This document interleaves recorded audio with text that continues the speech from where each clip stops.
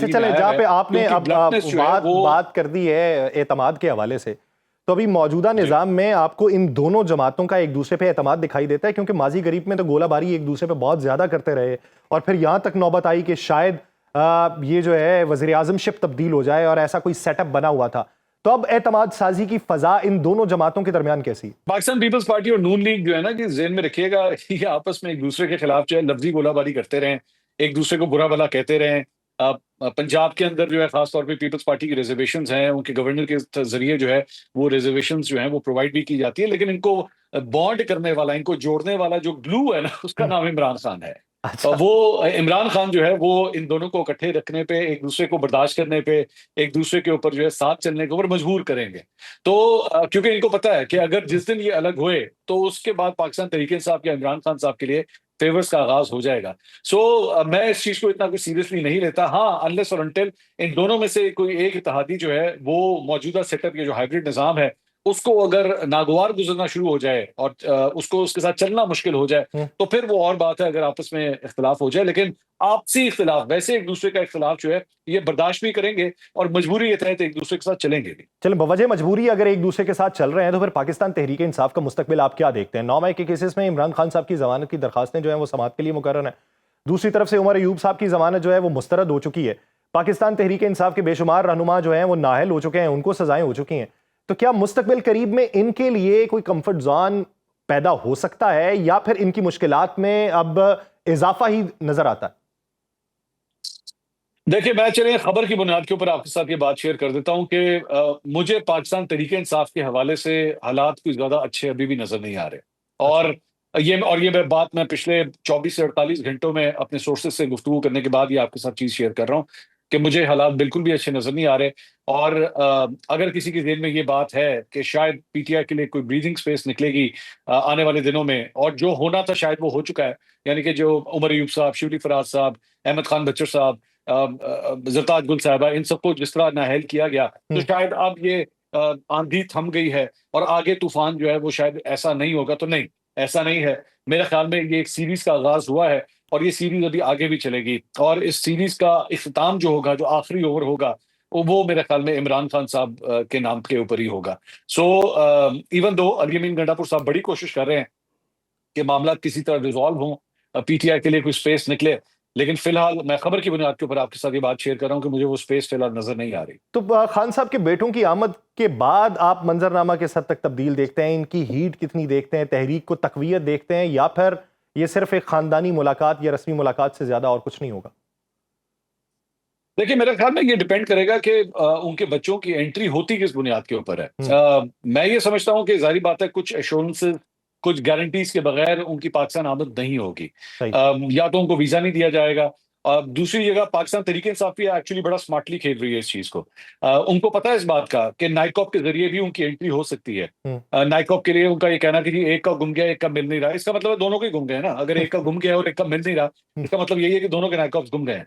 तो NICOP replace हो जाते हैं, कोई इतना मुश्किल काम नहीं है। हम्म, अगर आपके कोई बैरून मुल्क मुकीम रिश्तेदार हों या दोस्त हों, वो आपको बता सकते हैं कि नाइकॉप गुम होने की सूरत में कितनी देर लगती है। मेरी एक्चुअली इस बारे में भी एक एक बैरून मुल्क मुकीम पाकिस्तानी है, मेरी उनसे बात हुई, तो मैंने उनसे ये सवाल किया कि नाइकॉप बनवाने में कितनी देर लग जाती है। तो उन्होंने कहा कि इसके दो तरीके होते हैं, एग्जेक्टिव और नॉर्मल, और अगर एग्जेक्टिव आपने बनाना हो तो 2 से 3 हफ्ते के अंदर अंदर आपको नाइकॉप मिल सकता है, कोई इतना मुश्किल काम नहीं है। सही। लेकिन पाकिस्तान तरीके साहब ने भी, या लीमा खान साहबा ने भी बड़ा स्मार्टली इस चीज को खेला कि जी हमने पासपोर्ट जमा करा दिए हैं, वीजा आप दें। हम्म, अब वो वीजा देने के हवाले से उनको भी पता है कि वीजा के लिए जो है वो वजारत दाखिला की अप्रूवल आएगी, वजारत खारजा की अप्रूवल आएगी, बड़ा एक लंबा दफ्तरी मामला है, और इस चीज को लिंगर ऑन भी किया जा सकता है। हम्म, नाइकॉप के जरिए, अगर नाइकॉप आपके हाथ में हो, आपने सिर्फ एक टिकट कटानी है और आपने इस्लामाबाद, कराची या पेशावर आपने लैंड करना है, एंड यूल बी इन हम्म, पाकिस्तान।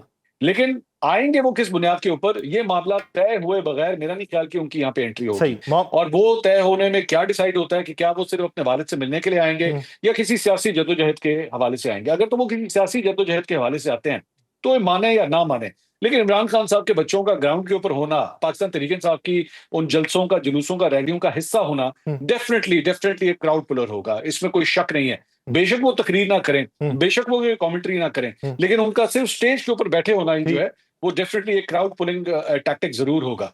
लेकिन क्या पाकिस्तान तहरीक इंसाफ इस मौके के ऊपर उनकी सिक्योरिटी का रिस्क लेते हुए या इन सियासी मामलों को रिजॉल्व करते हुए इन बच्चों की पाकिस्तान आमद के लिए तैयार होगी या नहीं, या वो कुछ सैक्रिफाइस करने के लिए तैयार हो जाएगी, ये सबसे बड़ा सवाल है। और मेरे ख्याल में मुझे मौजूदा सूरत हाल के अंदर फिलहाल वो नजर नहीं आता कि पाकिस्तान तहरीक इंसाफ ये कदम उठाना चाहेगी। मंसूर अली खान साहब, फील्ड मार्शल का अगस्त का जो दौरा मुतवक्के है, ये दौरा आप खास तौर पे अगर सेंटकॉम तक रसाई की बात करें, पाकिस्तान की अस्करी और स्ट्रेटेजिक पोजीशनिंग के लिए कितनी अहम सिचुएशन? देखिए, मेरे ख्याल में इस वक्त पाकिस्तान की अगर फॉरेन पॉलिसी की बात की जाए, ये बड़ी इंटेलिजेंटली जो है वो इसे प्ले किया गया है, और इसमें पूरी टीम को मेरे ख्याल में क्रेडिट जाता है, चाहे वो फील्ड मार्शल आसिम मुनीर हों, प्राइम मिनिस्टर शहबाज शरीफ हों, या वजीर खारजा इसहाक डार साहब हों, सबने अपना अपना एक किरदार अदा किया है।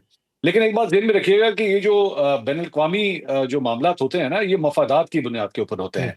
ये सिर्फ और सिर्फ इस बुनियाद के ऊपर नहीं होते कि one fine day Donald Trump को पाकिस्तान के अंदर जो है पाकिस्तान बहुत अच्छा लगना शुरू हो गया है, तो इसलिए इतनी ठंडी हवाएं जो है वहां से चल रही हैं। ज़ाहिर बात है उनके मफादात हैं, और जो वो पोजीशन इंडिया के अगेंस्ट ले रहे हैं, उनको भी इस बात का पता है कि इंडिया को मजीद तकलीफ देने के लिए, इंडिया को हर्ट करने के लिए भी उनको सबसे आसान तरीका है कि आप पाकिस्तान की फेवर करें। एक पॉइंट ये है। दूसरी बात, जारी बात है, मेरे ख्याल में खारजी मामलात के हवाले से पाकिस्तान ने जो डोनाल्ड ट्रंप की खिदमात थी, जो उसने कहा कि जी हमने सीज फायर करवाया, मैंने सीज फायर करवाया, अब तक तकरीबन 32 से 33 दफा ये बात कह चुका है कि जी मैंने पाकिस्तान और भारत में सीज फायर करवाया। पाकिस्तान ने उसे एक्नॉलेज किया, लेकिन इंडिया आज तक उस बात को नहीं मानता। और डोनाल्ड ट्रंप एक ऐसी शख्सियत है जो हर मामले को बड़ा पर्सनली लेता है, वो चाहे उसकी लोकल पॉलिटिक्स हो या बैन अल-अक़वामी मामलात हो। अगर उसकी खिदमात को या उसकी बात को या वो जो कुछ कह रहा है, अगर आप उसको सेकंड करते हैं तो उसके डिविडेंड्स मिलते हैं, और पाकिस्तान ने उसकी बात को सेकंड किया है, उसके मौक़िफ़ को सेकंड किया है, सपोर्ट किया है। इवन दो मतलब ज़ाहिर बात है, जब डोनाल्ड ट्रंप ने अपने ओहदे का आगाज़ किया था और जब उसकी मियाद का आगाज़ हुआ था, तो पाकिस्तान के अंदर भी बड़ी रिजर्वेशंस थी कि ये किस तरह रिएक्ट करेगा, बहुत अनप्रेडिक्टेबल किस्म का ये शख्स है।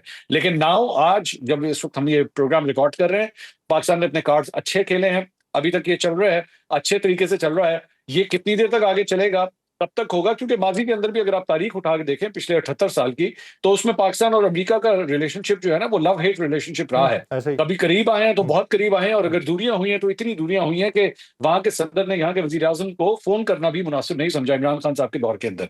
लेकिन इस वक्त ये सूरत हाल है कि 10 दिन के अंदर अंदर मार्को रूबियो 2 दफा वजीर आजम शहबाज शरीफ साहब को फोन करते हैं। सो एक रिलेशनशिप का आगाज है, कितनी देर तक चलेगा ये सबसे बड़ा सवाल है। बायलैटरल ट्रेड है, दो तरफा मफादात हैं, दोनों तरफा मफादात को किस तरीके से हल किया जाए, वहां पे सवाल ये है कि तेल के लेके जिस तरह का बयानिया अपनाया गया है और बैनुल अक़वामी मंजरनामे पे इसको बड़ी हीट मिली है, क्या आप ये समझते हैं कि ये देरपा मुआहिदा हो सकता है या जमीनी हकायक के मुतरादिफ हो सकता है?